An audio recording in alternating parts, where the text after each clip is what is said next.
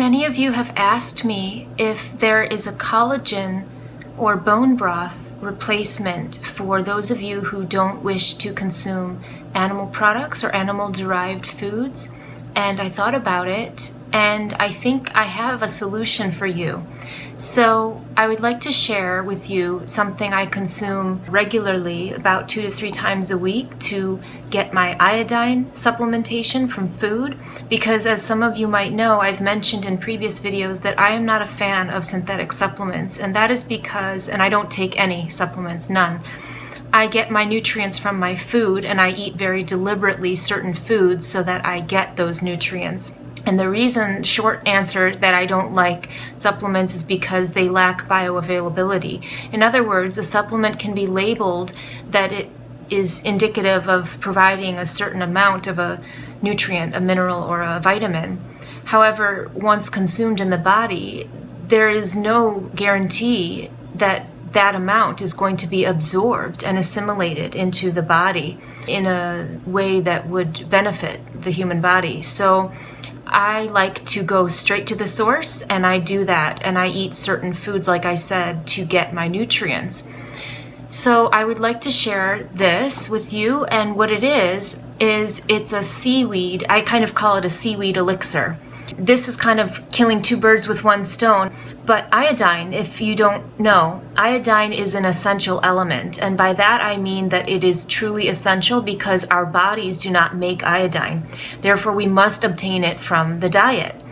And we have to have adequate levels of iodine. In other words, not too much and not too little. Like with anything else in life, you don't want to overdo it, but you need enough to benefit.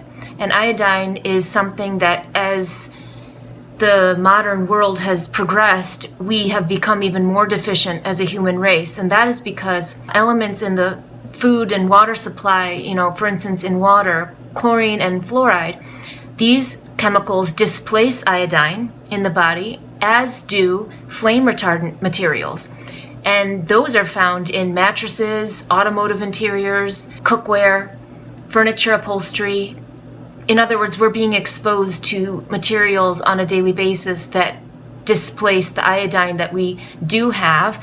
Couple that with the fact that most people don't consume iodine-rich foods, it becomes very necessary. And it's no coincidence that over 65 million Americans suffer from inactive thyroid or underactive thyroid.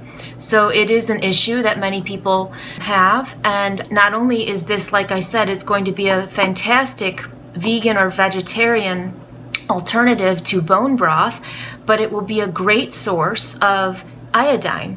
You can incorporate this 1 to 3 times per week and safely get your adequate iodine dose without going overboard. And that is what I do. I'm going to show you how I prepare it. So in my freezer at all times, I keep this dried kombu. This is Japanese wild seaweed, dried seaweed. And you only need a little bit of this, since you don't, we certainly don't want to go overboard with iodine or anything else for that matter. I take about 1 or 2 strips. That's all you need for 1 batch, because I just kind of batch prepare this at a time so I can consume it fresh. And so I'm going to take 2 strips of this, and I just have an empty saucepan here, and those go in. And then any seasonings you like. Actually, I just happen to have some leftover scallions in my refrigerator, so I'm going to throw some of those in. I'm going to throw in 2 whole cloves of garlic. And then you guys know how I love ginger, so my frozen ginger knob, I'm going to grate some of this in, about ½ a teaspoon's worth.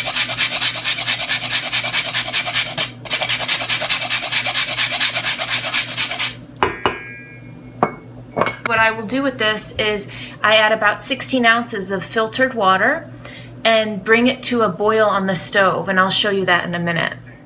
All right, this is now boiling nicely. There's really nothing to do, I just wanted to show you.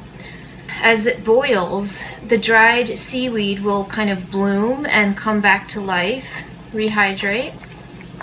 And once it boils for about 2 minutes, I'm going to turn the stove down to a low simmer. And that's it. I simply simmer this for about 5 minutes. You don't want to overdo it because you don't want to leach the nutrients out of it. So bring it to a boil, 2 minutes, bring it down to a simmer, and then 4 to 5 minutes additionally, and then remove it from the heat, let it cool down. It will be finished. So I'm gonna let this be. This is the previous batch I have in my refrigerator that I've been consuming. I like to make this in small batches on purpose, 2 to 3 servings worth, because that will take me through the week. And when this is finished, I make another batch, and that's how I do it. And so you can tell it's just kind of looks like green tea, but this will keep in the refrigerator for up to a week, and I consume it in that time anyway. But I just want to stress that this will be very good for the skin, hair, and nails. It's anti-inflammatory because seaweed and algae and sea vegetables, which I grew up eating, my mom always infused seaweed into everything. Sea vegetables are a big part of the diet. But algae and seaweed and also shiitake mushrooms and these foods contain a soluble fiber known as beta-glucan, and that can help balance the cholesterol levels in the body. It helps aid heart health. It contributes to the nutrition of the hair, skin, and nails, like I said. And it is very similar in its effect as my beloved collagen-rich bone broth. For those of you who don't wish to consume animal or animal-derived foods, I wanted to give an option that can have similar results and is very healthy anyway because of its iodine content, so you're actually doing good for your body in more ways than one.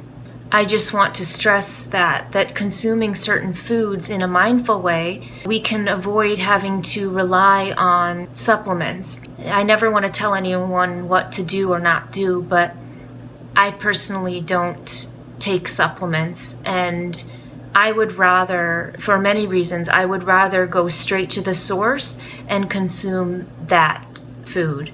And that seems to produce the best results in my body. My skin benefits, my hair benefits, my fingernails, and I can feel the benefit in my body internally, and I can see the benefit in my body on the outside.